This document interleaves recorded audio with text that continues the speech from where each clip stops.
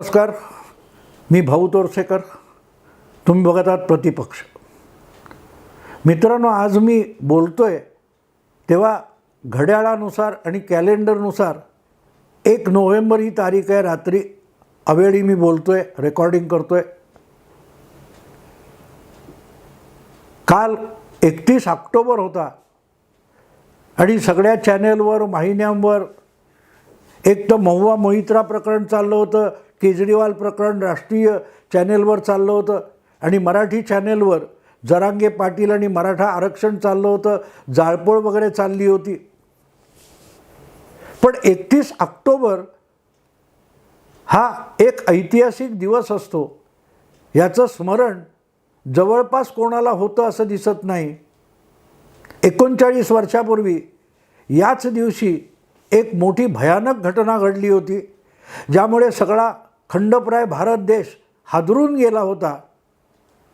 ती घटना होती देशाच्या पंतप्रधान असलेल्या इंदिरा गांधी यांच्या शासकीय निवासस्थानी त्यांच्याच 2 अंगरक्षकांनी, सतवंत सिंग आणि बियान सिंग ह्या अंगरक्षकांनी इंदिराजींवर गोळ्या झाडल्या होत्या आणि त्यांचा जवळपास तात्काळ मृत्यू झाला होता. ती घटना 31 ऑक्टोबरची होती. 39 वर्ष झाली मित्रांनो, 39 वर्ष. म्हणजे या 31 ऑक्टोबरला त्या घटनेला 39 वर्ष पूर्ण झाली. सगळा देश हादरून गेला होता. इंदिराजींचे सुपुत्र जे नंतर पंतप्रधान झाले किंवा त्यानंतर 24 तासाच्या आत पंतप्रधान झाले, ते राजीव गांधीसुद्धा दिल्लीत नव्हते. ते बंगालच्या दौऱ्यावर होते आणि बंगालच्या दौऱ्यावर असताना केंद्रीय गृह खात्याने धावपळ करून ते कुठे आहे त्याचा शोध लावला आणि त्यांच्या कानावर ही घटना घडली. रेडिओ, टी व्ही, तेव्हा इतके चॅनेल नव्हते, दूरदर्शनच होतं फक्त, आणि रेडिओ या दोन्ही ठिकाणी सुतकी स्वर असलेले संगीताचे सूर ऐकू येत होते. त्यामुळे सामान्य जनतेच्या लक्षात आलं होतं की गोळ्या झाडल्या इतकी बातमी नाही, इंदिराजी जग सोडून गेल्यात असंच ते सूर आपल्याला सांगतायत. हे लोकांना कळत होतं, पण त्याची घोषणा केली नव्हती. कारण केंद्रात पंतप्रधान आणि मंत्रिमंडळ असल्याशिवाय सरकार असत नाही. त्यामुळे इंदिराजींचा मृत्यू झाला असला तरी त्या पंतप्रधान असल्यासारखे सगळे शासकीय व्यवहार चालू होते. मला आठवतं, अचानक त्यावेळेला पाकिस्तानात आपली टीम, भारताची टीम क्रिकेट खेळायला गेली होती आणि मी कॉमेंट्री ऐकत होतो आणि अचानक कॉमेंट्री बंद पडली होती. कशामुळे बंद पडली कळेना. आणि नंतर ही बातमी आली की इंदिराजींवर दिल्लीमध्ये निवासस्थानी गोळ्या झाडल्या गेल्या. नंतर कळलं, पण मला ते आठवणीत एवढ्यासाठी राहिलं की तेव्हा ज्या वेळेला कॉमेंट्री बंद पडली तेव्हा भारतीय संघातला संदीप पाटील हा धूमधडाकेबाज फलंदाजी करत होता आणि मला वाटतं त्यांनी मी जेव्हा ऐकत होतो तोपर्यंत त्या ओव्हरमधल्या 6 पैकी 4 बॉलवर 4 मारलेल्या होत्या, चौकार मारलेले होते आणि कॉमेंट्री बंद पडली. आज मित्रांनो 39 वर्ष होऊन गेलेत. राहुल गांधी किंवा काँग्रेसचा कोणीही माणूस सांगतो की आमच्या काँग्रेसच्या 2 नेत्यांनी हौतात्म्य पत्करलेलं आहे. इंदिराजींची अतिरेक्यांकडून, खलिस्तानी अतिरेक्यांकडून हत्या झाली. भले ते त्यांच्या सुरक्षा व्यवस्थेमध्ये होते तरी मनाने खलिस्तानी होते. आणि त्यांच्यानंतर पंतप्रधान झालेले त्यांचे सुपुत्र राजीव गांधी यांचीसुद्धा तमिळी वाघांकडून अशीच घातपाती हत्या झाली होती. आणि त्याचा गौरवाने काँग्रेसवाले नेहमी सहानुभूती मिळवण्यासाठी उल्लेख करतात की आमच्या पक्षाने देशासाठी 2 हुतात्मे मोठेच्या मोठे दिलेले आहेत. पंतप्रधानांनी हौतात्म्य पत्करण्याचा प्रसंग, अर्थात राजीव गांधी यांची हत्या झाली तेव्हा ते पंतप्रधान नव्हते, पण संपूर्ण 5 वर्ष आपली मुदत पूर्ण करणारे पंतप्रधान होते. तर त्याचं सहानुभूती मिळवण्यासाठी काँग्रेसवाले नित्य नेमाने उल्लेख करतात, बोलतात. मग 31 ऑक्टोबर 2023 रोजी त्या इंदिराजींची पुण्यतिथी झाली का? कोणाच्या आठवणीत तरी आहे का? त्यावेळेला मला आठवतं, पुढचे 2-2.5 महिने 3 महिने इंदिराजींची हत्या हा वर्तमानपत्राचा आणि सगळ्या माध्यमांचा हेडलाईनचा विषय होता. हेडलाईनचा विषय होता. कारण त्यानंतर दिल्लीमध्ये प्रचंड दंगल उसळली होती आणि अनेक शीख कुटुंब त्यांच्या राहत्या घरात मारली गेली, जाळली गेली, निर्वासित व्हायची पाळी आली दिल्लीतल्या शीख समाजावर. इतक्या भयंकर दंगली उसळल्या होत्या.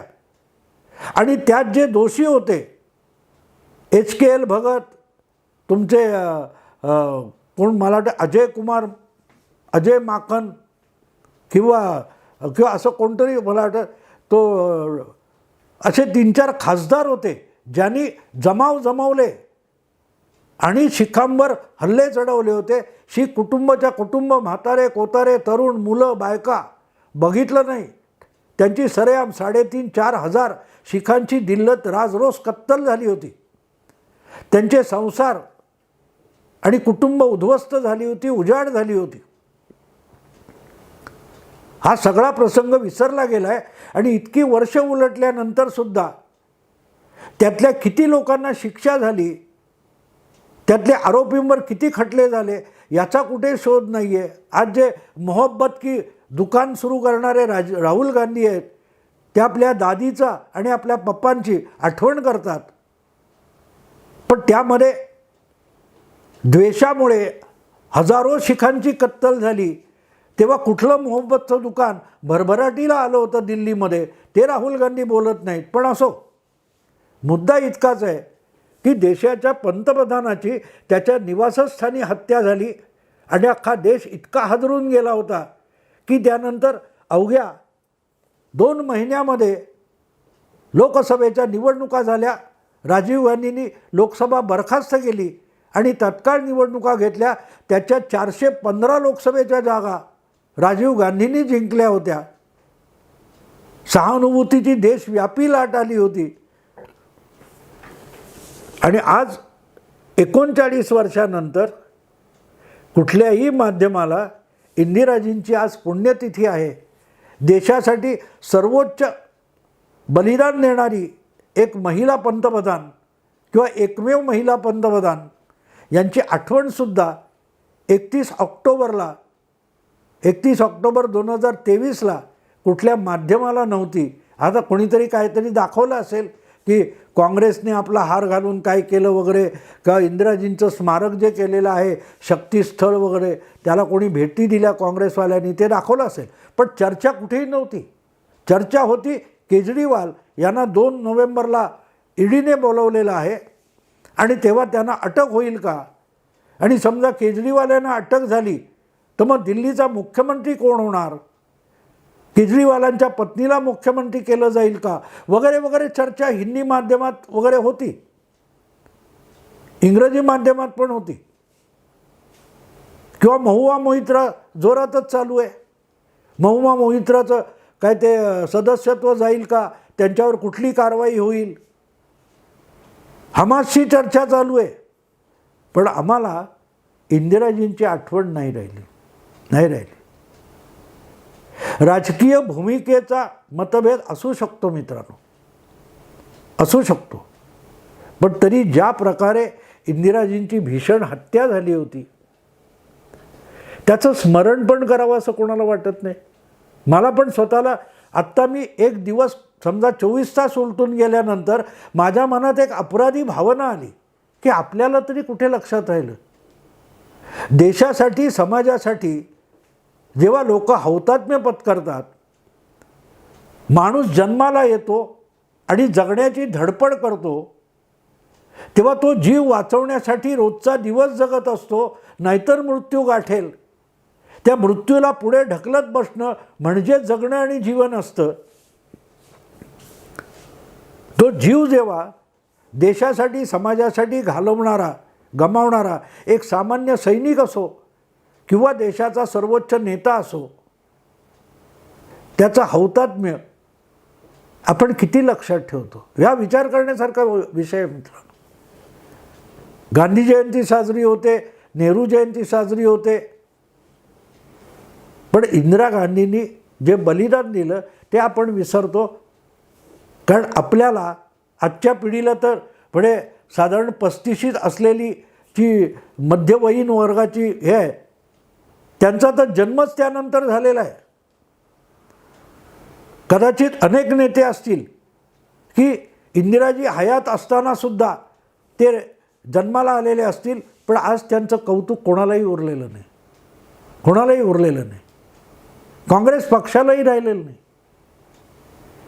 नाही तर मोहब्बत की दुकान वगैरे करण्यापेक्षा आपल्या एका पंतप्रधानाची हत्या झाली, त्याची पुण्यतिथी तरी साजरी करून लोकांना इंदिराजींची आठवण करून देणं अगत्याचं असतं. पण मित्रांनो, होत नाही. जगाच्या पाठीवर फार थोड्यांच्या नशिबी येतं. त्यांच्या हौतात्म्याची आठवण करून दिली जाते, ती आठवण तेवत ठेवली जाते. झालं आणखीन 25 दिवसानंतर मुंबई हल्ल्याचा देखील 26/11 येणार आहे. किती लोकांना ते हेमंत करकरे, विजय साळसकर, कामटे हे अधिकारी आठवतात मित्रांनो. विसरून गेलो आपण सगळ्यांना. ज्यांनी मुंबई वाचवण्यासाठी आपल्या जीवाचं बलिदान दिलं, तो अजमल कसाब आणि त्याच्या टोळीच्या गोळीबाराला ते बळी पडले, आपल्याला त्याची आठवण पण राहिलेली नाही, आठवण पण राहिलेली नाही. 26 नोव्हेंबर येईल, जाईल. पोलीस दलाचे लोक जाऊन त्या तुकाराम ओंबळे यांच्या स्मारकाला अभिवादनसुद्धा करतील, फुलं वाहिली जातील मुख्यमंत्री वगैरे लोकांचे. पण त्या तुकाराम ओंबळेंच्या कुटुंबाचं काय झालं, ते आज काय करतात? जवळजवळ 15 वर्ष होऊन गेली. 2008 मधली घटना आहे. 2008 पासून 23 आलं, म्हणजे 15 वर्ष झाली. हातात नुसती लाठी होती, पिस्तूल किंवा बंदूक नव्हतं, तरी तुकाराम ओंबळेसारखा माणूस अक्षरशः मृत्यूला मिठी मारावी तसं अजमल कसाबला जाऊन भिडला आणि त्याला जिवंत पकडून दिला. आपण लक्षात सुद्धा ठेवत नाही मित्रांनो. तेवढ्यापुरता उदो उदो करतो, फोटो लावतो, काय काय बोलतो. हे मी आज एवढ्यासाठी सांगतोय की गेली 15 वर्ष तुकाराम ओंबळे आणि जे 26/11 मध्ये बळी पडले, त्यांच्या स्मरणार्थ एक गोष्ट मी 2009 पासून व्रतस्थ म्हणून पाळत आलो.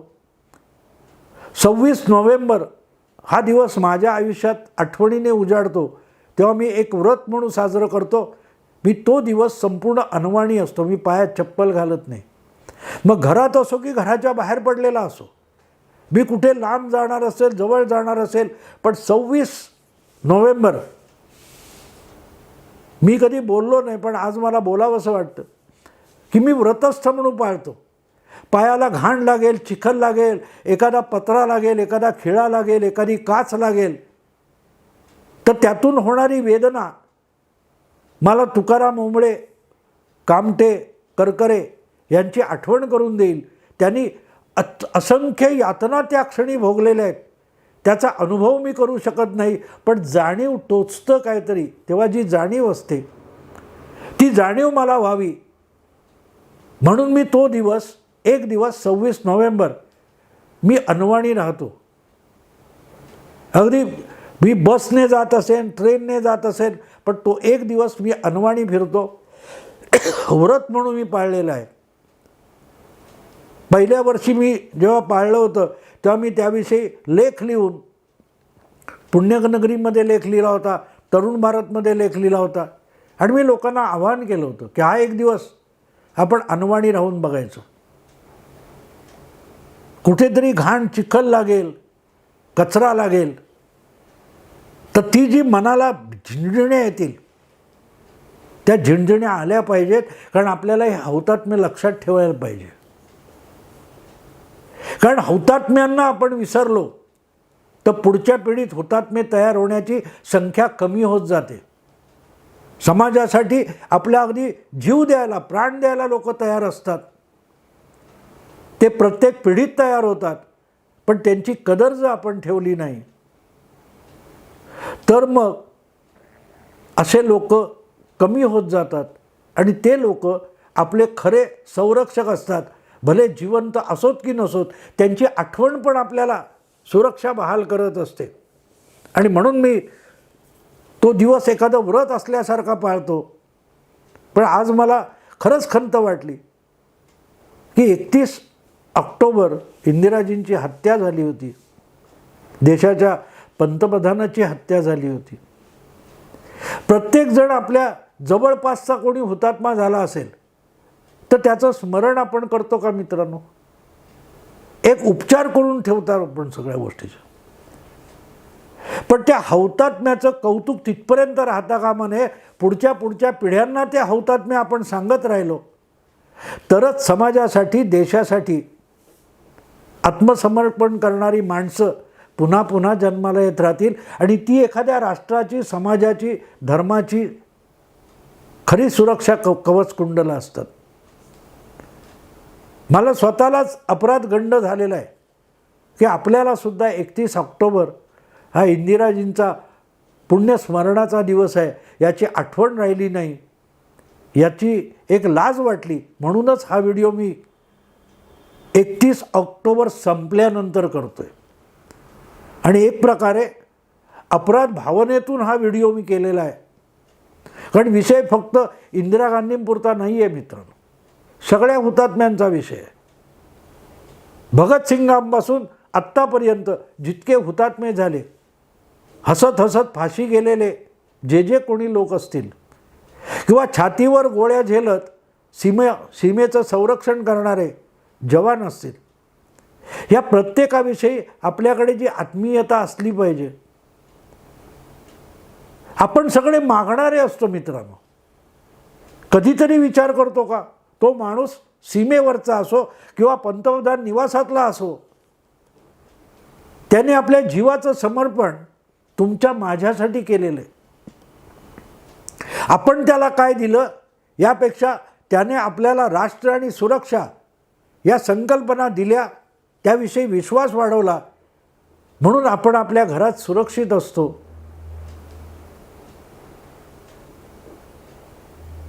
याचं स्मरण व्हायला पाहिजे मित्रांनो. मला स्वतःला भयंकर म्हणजे मनाला यातना झाल्या आणि मी आत्ता बोलतोय तेव्हा रात्रीचा 1 वाजून गेलेला आहे मित्रांनो. पण मनातली जी अपराधी भावना आहे ती व्यक्त केल्याशिवाय आपल्याला झोप लागणार नाही याची खात्री होती, म्हणूनच हा व्हिडिओ केला. आवडला असेल लाईक करा, शेअर करा, सबस्क्राईब करा. नमस्कार.